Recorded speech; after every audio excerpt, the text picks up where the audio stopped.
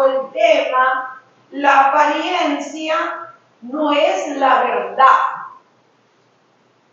La apariencia no es la verdad.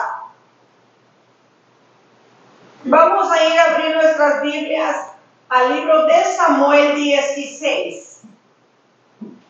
Samuel 16 va a ser el primer libro de Samuel. Habla ahí, hermanos, de los hermanos de David, cuando el Señor manda a Samuel para que vaya a ungir a David. Primera de Samuel 16. Si alguien la tiene y la gusta leer. 16 en adelante. 16, 5, 7, 8 y 9. Él respondió: si vengo a ofrecer sacrificio a Jehová, santificado, y venid conmigo a sacrificio. Y sacrificado a Isaí y a sus hijos, lo llamó a sacrificio. Y aconteció que cuando ellos vinieron, él vio a Eliab y dijo: de cierto delante de Yahweh de Jehová está su ungido. Jehová respondió a Samuel: no mires a su parecer, ni a lo grande de su estatura, porque yo lo desecho. Porque Jehová no mira lo que mira el hombre, pues el hombre mira lo que está delante de sus ojos, pero Jehová mira el corazón. Así es, está bien, gracias. Ok, la apariencia no es la verdad. Aquí el Señor mandó a Samuel, Jehová mandó a Samuel a ungir a David, ¿verdad? Y le dice: anda a la familia de Elí, a la familia de Isaí, ves, y ahí le vas a ungir al quien Dios te diga. El siervo de Dios tenía varios hijos, y casi la mayoría de los hijos eran guerreros, eran por decir, en el army, estaban en el servicio militar. Llega Samuel y le dice: tráete a tus hijos porque los vamos, aquí el Señor vengo a hacer un sacrificio, vengo a hacer algo que el Señor me envió a hacer aquí con tu familia. Y viene, dice que en el número 10, en el 16, 10 dice: e hizo pasar Isaí 7 hijos suyos delante de Samuel. Pero Samuel dijo a Isaí: Jehová no ha elegido a estos. Y en el 7 dice así, 16, 7, y Jehová respondió a Samuel: no mires a su parecer, ni a lo grande de su estatura, porque yo lo desecho, porque Jehová no mira lo que mira el hombre, pues el hombre mira lo que está delante de sus ojos, pero Jehová mira el corazón. Samuel se dejó llevar por lo que los muchachos aparentaban, grandototes. Eran guerreros, eran hombres de guerra, altos, me imagino que fornidos. Él los observó y dijo: este ha de ser, no, este no. Y le dice el Señor: este ha de ser, no, este tampoco. Este ha de ser. Dice que pasaron 7 varones delante de él, y el Señor le dijo, Jehová le dijo: ninguno de estos es. ¿Por qué? Porque la apariencia a los ojos de Samuel eran grandes y él pensó: este ha de ser. Por lo que ellos se miraban su apariencia. ¿Por qué razón la apariencia no es la verdad? Porque siempre la apariencia esconde la verdadera verdad. La apariencia siempre esconde la verdadera verdad. Y la apariencia da a luz la hipocresía. La apariencia da a luz la hipocresía. ¿Por qué? Porque se aparenta, pero no es la verdad, y se actúa hipócritamente. Vamos a ir al libro de San Mateo 23. ¿Por qué la hipocresía, mis hermanos, ante los ojos de Jesús, Él la condenó? ¿Por qué la condenó? ¿Por qué condenó la hipocresía? ¿Por qué condenó la apariencia? Hasta la maldijo. ¿Por qué? Porque a él no le gusta máscara. A él no le gusta 2 en 1. O sea, o eres mi hijo o no eres mi hijo. Muy sencillo. Vamos a ir al libro de Mateo, donde Cristo hablando, Mateo 23:3. Mateo 23:3, ahí Jesús hablando, precisamente diciéndole a los escribas y a los fariseos. 23:3. Así que todo lo que os diga que guardáis, guárdalo y hacedlo, mas no hagas conforme a tus obras, porque dice, y no hace. ¿Se fijan? La apariencia siempre va a decir, digo, pero no lo hago. Dicen, pero no lo hacen. Ahora, ahí mismo, hermanos, en el 23:33, fíjense cómo llama Cristo a este tipo, vamos a decir, este fruto, la hipocresía. ¿Cómo lo llama el Señor en el 33? Serpientes, generación de víboras, ¿cómo escaparéis de la condenación del infierno? ¿Por qué Cristo llamó y les llamó generación de víboras? Porque la hipocresía, la doble cara, viene de cuando Satanás llegó al huerto de Edén y se le presentó a Eva, pero con un disfraz que se llamaba serpiente. Él fue y se puso el disfraz de la serpiente y fue y se presentó y habló como la serpiente, pero realmente no era la serpiente, era Satanás. Se disfrazó, ahí aparentó ser serpiente, pero la realidad era que era Satanás. Por eso les dice aquí, generación de víboras. ¿Por qué? Porque en sus genes, como actuaban, venían los genes de aquel tiempo, de la serpiente. Generación de víboras, de generación en generación en generación de víboras. O sea, en pocas palabras, generación de Satanás. Por eso mismo Cristo maldijo a la higuera. Ahorita vamos a ir más adelante a lo que es la higuera. Vamos a ir a Mateo 3. No nomás Cristo les dijo generación de víboras. Juan el Bautista también lo dijo. Vamos a ir a Mateo 4.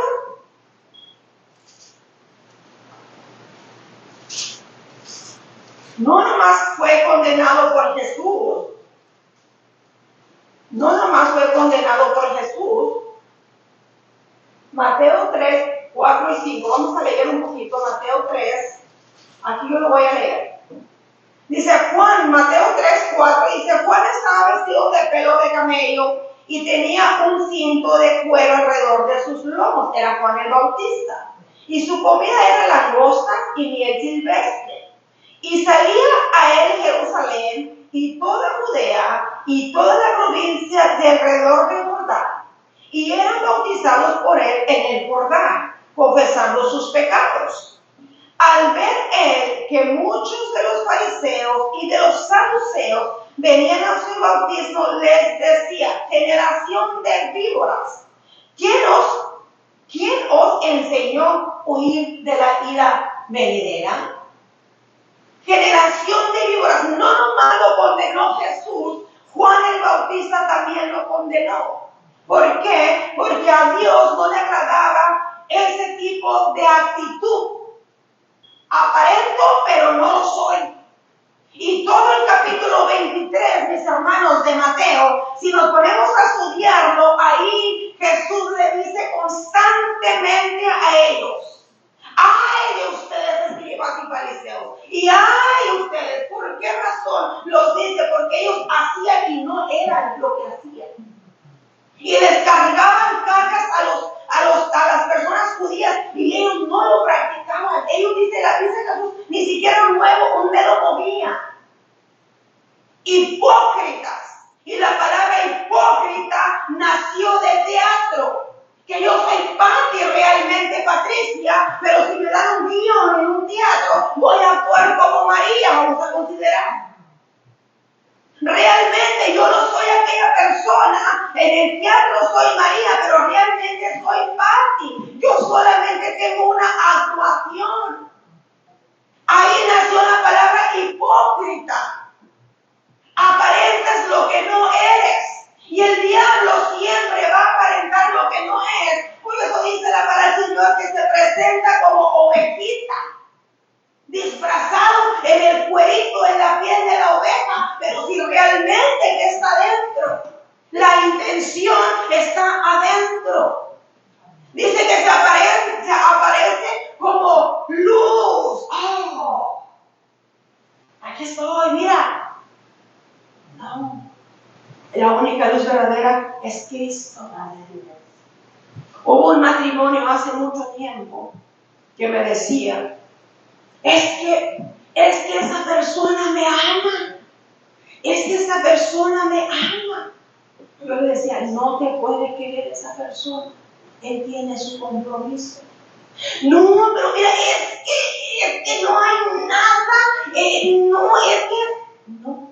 ¿Saben por qué? Porque también se presenta como el verdadero amor. Cuando es destrucción. Se enmascara de amor. Se enmascara de misericordia. Él presenta lo que no es, aparenta lo que no es. Vamos a ir a Marcos 11. Marcos 11. Es algo, desafortunadamente, que es más común. La apariencia, la hipocresía, es mucho más común, mis hermanos, de lo que uno quizás se imagina, pero sí está. En Marcos 11, voy a empezar en Marcos 11, dice que es la entrada triunfal de Jesús a Jerusalén. Marcos 11 nos describe cuando Jesús, empezando en el capítulo 1, nos describe cuando Jesús iba a entrar a Jerusalén, que viene siendo, vamos a considerar, el Domingo de Ramos. El Domingo de Ramos el Señor se para fuera del pueblo y luego Él manda a pedir un pollino, manda a pedir su burrito, y van y lo traen, lo desatan, lo traen, suben a Jesús en ese animalito y empieza a caminar rumbo a Jerusalén, que ese se considera que fue el Domingo de Ramos. Empieza Jesús a entrar a Jerusalén y la gente, los agradecidos de que fueron sanados, empiezan a tirar en el camino donde va Jesús, empiezan a tirar sus capas, sus plantas, arrancan ramas y los empiezan a tirar, que eso significa salvación y santidad. Así le hicieron al Rey de Reyes, así fue reconocido al entrar a Jerusalén, que fue la última semana que él tuvo con vida. Porque de ese domingo al otro domingo es cuando lo crucificaron y resucitó al siguiente domingo. Y se cumple el tiempo donde él va llegando a Jerusalén. Y vamos a ir en el 11:11. Dice, y entró Jesús en Jerusalén y en el templo. Y habiendo mirado alrededor todas las cosas, como ya anochecía, se fue a Betania con los 12. Jesús llegó a Jerusalén, pero llegó un poquito tarde, llegó visitando el templo, fue y miró el templo. El templo en ese tiempo estaba muy mal porque estaban vendiendo animalitos adentro del templo, porque era el tiempo de la Pascua. Vendían animalitos quebrados, sin ojos, lo habían hecho, como dijo Cristo, lo habían hecho cueva de ladrones, ¿verdad? Entonces llegó ahí y como ya era tarde, por su seguridad salió de ahí y se fue a Betania.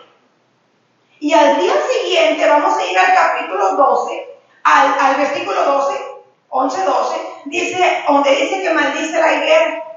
Al día siguiente, cuando salieron de Betania, que ya viene siendo el lunes, vamos a mostrar que fue el lunes, dice, al día siguiente, cuando salieron de Betania, tuvo hambre.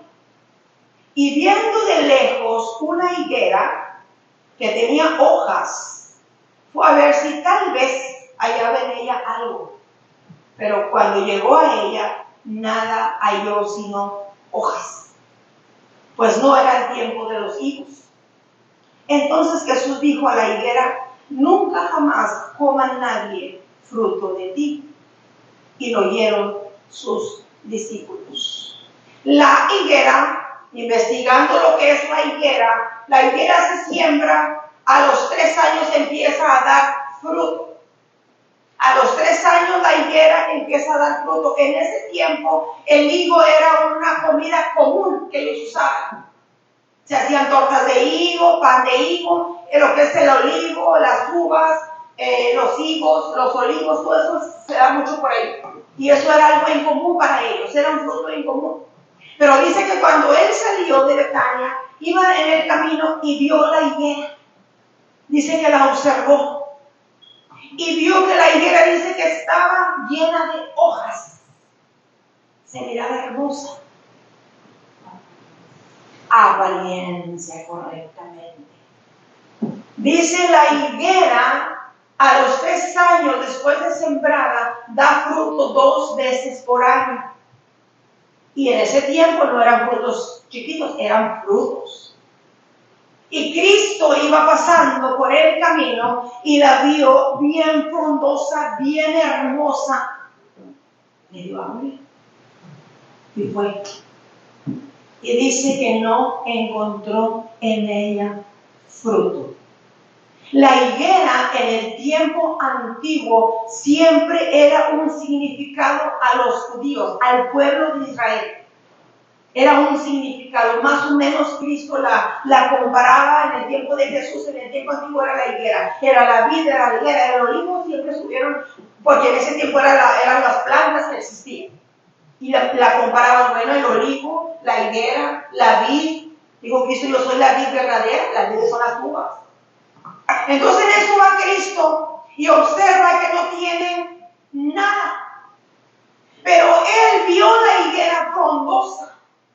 Aún si miramos el tema, si lo miramos, lo observamos, quizás hasta lo podemos considerar, pero ¿por qué la maldeciste, Señor? Porque en primer lugar no era el tiempo de frutos. No era el tiempo de los higos, estaba fuera de tiempo. Imposible tener fruto, pero la higuera aparentó tener fruto. Dice que es un mes, tenía un mes de diferencia de cuando empiezan a dar fruto a cuando empezaron a sembrar y dar fruto. Dice que tenía un mes de diferencia. Esta higuera, como estaba en la orilla del camino, esta higuera no tenía dueño, era pública, y esta higuera decía lo que ella quería. Ella quiso ser frondosa y enseñar a todo el mundo que ella estaba guapa, bonita, con fruto y todo. Pero cuando Cristo fue a ella, se dio cuenta que no tenía, que solamente era la apariencia. Bonita apariencia, para que le haya llamado la atención a Jesús. Esa higuera es que aparentaba algo hermoso, algo sano y de seguridad que iba a tener fruto. Dice que era una higuera que estaba pública. Dice que Jesús la maldice, ¿por qué? Por su apariencia engañosa. ¿Engañó a Jesús? No. Cristo quería asegurarse que tan bueno estaba el fruto, que tan maduro estaba el fruto y que tanto fruto tenía. La apariencia da a luz la hipocresía. Se aparenta lo que no es hipocresía. Dice más adelantito acá en el 20, dice, pasando por la mañana, que viene siendo ya el día siguiente, consideramos que sea el martes, y pasando por la mañana, vieron que la higuera se había secado desde las raíces. O sea, esto delante de Dios, delante de Jesús, en ese tiempo, mis hermanos, era condena segura, condenada, maldecida.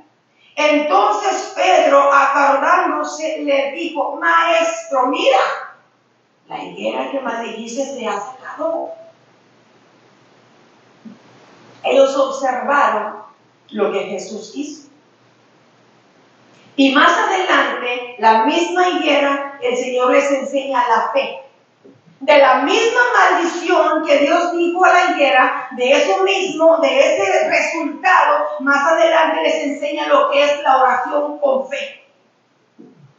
O sea, ahí observamos dos temas: la apariencia, la hipocresía, la maldición, y luego ya para terminar, ustedes vienen siendo la higuera, les enseña lo que es la fe.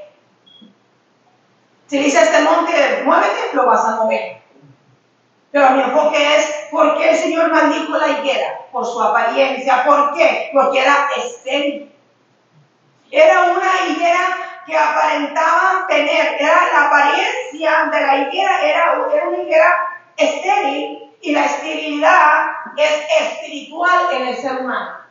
En la higuera no ha dado fruto, en nosotros como seres humanos es una esterilidad espiritual, no hay fruto. ¿Por qué? Porque la hipocresía no nos va a permitir dar fruto sano, es más, ni dar fruto, ni dar fruto. La hipocresía nos detiene al avance, la apariencia nos detiene al avance espiritual. Nos detenemos, la persona, el ser humano con estas actitudes, esas personas no van a avanzar. ¿Por qué? Porque no viven una realidad. Es una vida falsa, de apariencias. Y a Dios no le agrada la apariencia. O sea, eres o no eres. ¿Eres amarillo o eres verde? No puede ser entre amarillo y verde. No se puede. No se puede vivir en la apariencia. ¿Por qué? Porque estamos condenando, dice el Señor. Aquí el Señor nos dice bien claro: malditos. ¡Ay de ellos! La fuente de la hipocresía lo alimenta el ego. ¿Qué es el ego? Queremos siempre ser exaltados. Aparentamos lo que no somos, se aparenta lo que no es, y sobre esto se exige reconocimiento. A Dios no le agrada. El reconocimiento se lo damos al Rey de Reyes y Señor de Señores. La superioridad moral. ¿Qué es superioridad moral? Cuando actúa la apariencia y la hipocresía, que nosotros somos los santos y todo el mundo es pecador.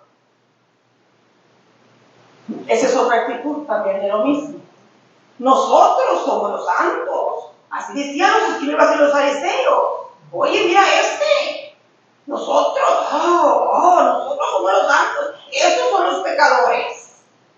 Mira, que está aquí orando a uno mío, no, este es un pecador. No. Eso es también un fruto de la apariencia. La apariencia, hermanos, nunca son humildes. El fruto de la apariencia y la hipocresía, nunca hay humildad. ¿Por qué? Porque no habita Cristo en su corazón. Muy sencillo. Viven una vida de apariencia, se vive una vida de apariencia. ¿Qué es una vida de apariencia? Que realmente Cristo nunca estaba en el corazón de esa persona. Nunca estuvo Cristo en el corazón de los fariseos, de los escribas y los fariseos. Ellos practicaban la ley. Pero cuando vino Cristo, al último, ni la practicaban. Hacían que la practicaran aquellos, pero ellos no la practicaban. Ellos hacían lo que querían. Aparentaban delante de Cristo: no, yo soy de Moisés, yo vengo de Abraham, mi padre es Abraham. Dijo Cristo: generación de víboras. Porque Cristo sabía lo que estaba dentro, atrás de esas máscaras, atrás de esas apariencias. Pero lo bonito ahora, que Cristo estas palabras los dijo antes de su crucifixión. Condenó antes de que fuese crucificado. Cuando fue crucificado, la apariencia y la hipocresía quedó clavada en la cruz del Calvario, mis hermanos. Ahí quedó clavada, ahí estuvo la solución para nosotros ahora. Él llevó todo esto en la cruz del Calvario. Él lo condenó antes, pero cuando fue crucificado, ahí eso quedó crucificado en la cruz. Y cuando resucitó,